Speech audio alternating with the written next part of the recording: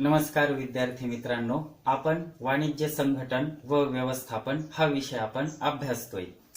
या विषयामध्ये आपण आतापर्यंत 2 प्रकरणे पाहिलेली आहेत। या दोन्ही प्रकरणांच्या मी तुम्हाला नोट्सही पाठविलेल्या आहेत। आता आपण तिसरं प्रकरण पाहतोय, उद्योजकतेचा विकास। प्रकरणाचं नाव लक्षात आलं? काय आहे आपल्या प्रकरणाचं नाव? उद्योजकतेचा विकास।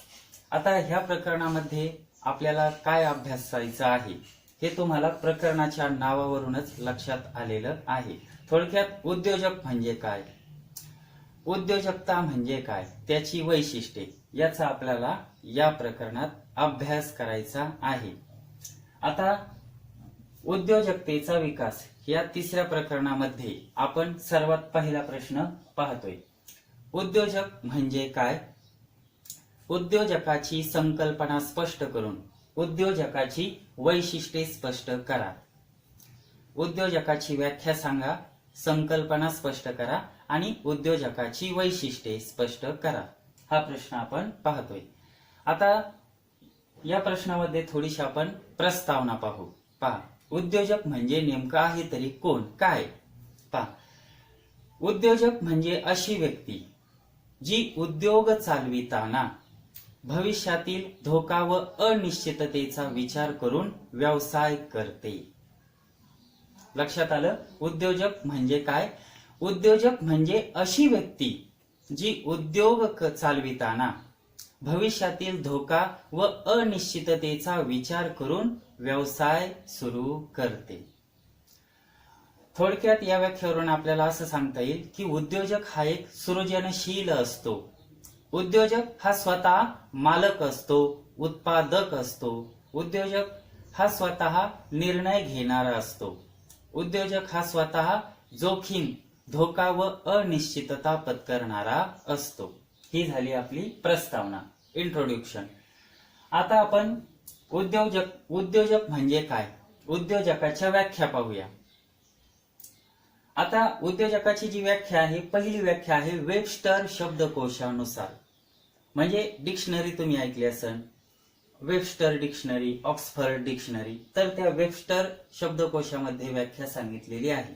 पहा, उद्योजक ही अशी व्यक्ती आहे जी पैसे मिळविण्यासाठी व्यवसाय सुरू करते आणि जोखीम पत्करण्यास तयार असते। आता दुसरी व्याख्या सांगितलेली आहे ऑक्सफर्ड शब्दकोशामध्ये, ऑक्सफर्ड डिक्शनरीमध्ये। उद्योजक म्हणजे अशी व्यक्ती जी व्यवसाय संघटित करते व चालविते, तसेच व्यवसायातील धोका व जोखीम पत्करते। ऑक्सफर्ड शब्दकोशामध्ये काय सांगितलं?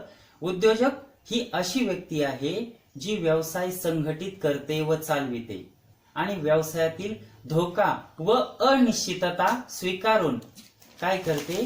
ती व्यवसाय चालविते। आता एकंदरीत ही जी व्याख्या आहे, सारांश मध्ये, संक्षिप्ततेमध्ये उद्योजक म्हणजे काय? तर उद्योजक म्हणजे अशी व्यक्ती, कशी व्यक्ती? उद्योजक म्हणजे अशी व्यक्ती जी व्यवसायातील धोका व अनिश्चितता पत्करते, व्यवसायातील धोका व अनिश्चितता पत्करून देखील व्यवसाय करते व नफा मिळविण्याचा प्रयत्न करते। तर उद्योजकाची आपण आता संकल्पना पाहू। पहा, उद्योजक हा शब्द एंटरप्रेन्ड, इंग्रजीमध्ये स्पेलिंग पहा एंटरप्रेन्डचं। उद्योजक हा शब्द एंटरप्रेन्ड, मराठीत असा एंटरप्रेन्ड या फ्रेंच शब्दापासून तयार झाला आहे। याचा अर्थ टू अंडरटेक म्हणजे हाती घेणे असा होतो।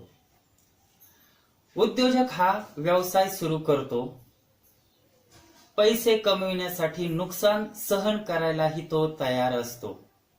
परंतु जर व्यवसायामध्ये धोका, जोखीम नसेल तर अशा व्यावसायिकाला उद्योजक म्हणता येणार नाही। पुन्हा पहा, आपण उद्योजकाची संकल्पना पाहतोय। उद्योजक हा शब्द एंटरप्रेन्ड, उद्योजक हा शब्द एंटरप्रेन्ड या फ्रेंच शब्दापासून तयार झाला आहे।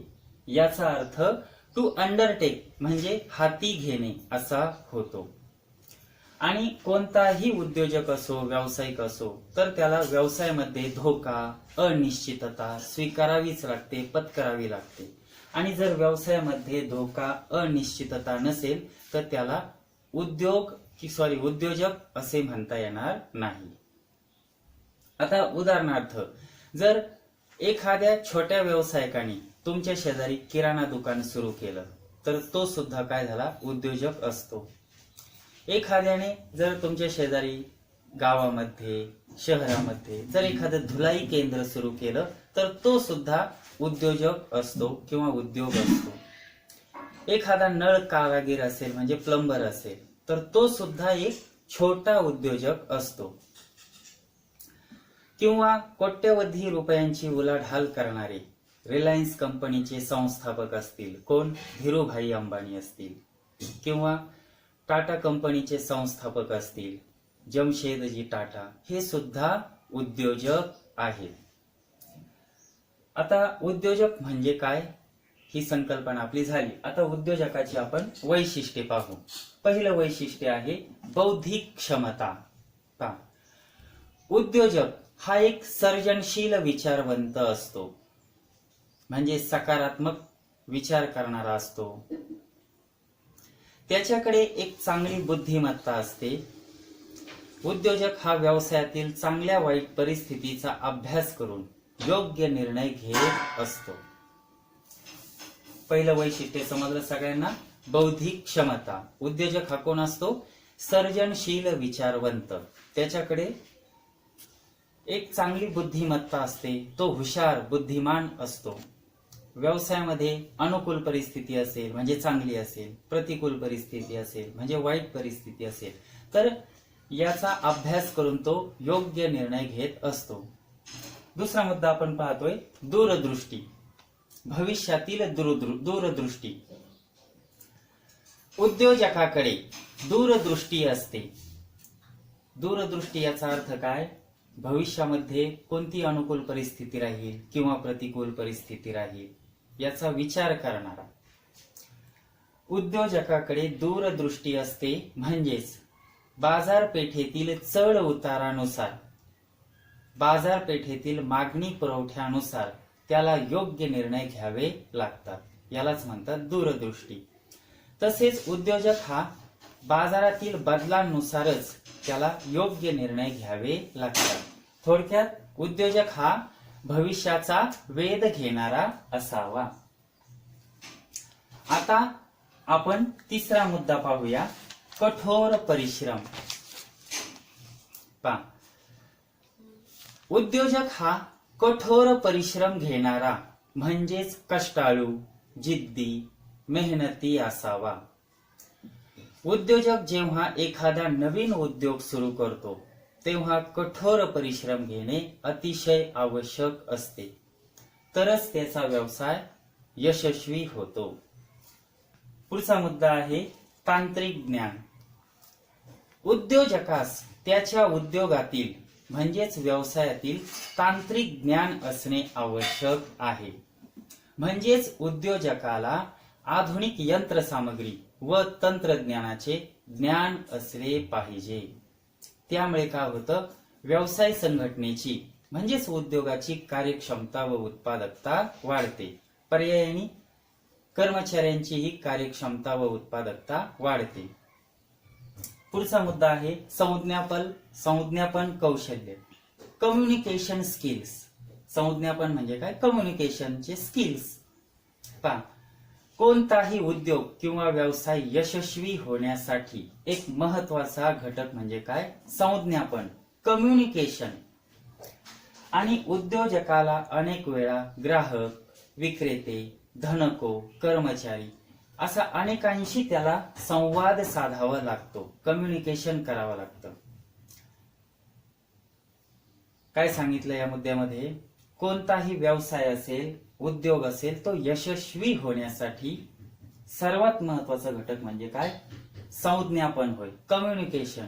उद्योजकाकडे चांगले संज्ञापन कौशल्य असले पाहिजे, चांगलं कम्युनिकेशनचं स्किल असलं पाहिजे. अनेक वेळा उद्योजकाला काय होतं, ग्राहक असतील, विक्रेते असतील, कर्मचारी असतील, व्यवसाय संघटनेतील कामगार, कर्मचारी म्हणजे कामगार, किंवा धनको असतील, त्याच्या उद्योगाला कर्ज देणाऱ्या संस्था असतील, धनको, तर यांच्याशी त्याला चांगला संवाद साधावा लागतो. पुढचा मुद्दा आहे वैशिष्ट्याचा उच्च आशावादी. उद्योजकाने नेहमी सकारात्मकच विचार केला पाहिजे. Positive thinking. उद्योजकाने काय नेहमी सकारात्मक विचारच केला पाहिजे. अपयशाच्या काळातही त्याने कधीही खचून गेले नाही पाहिजे.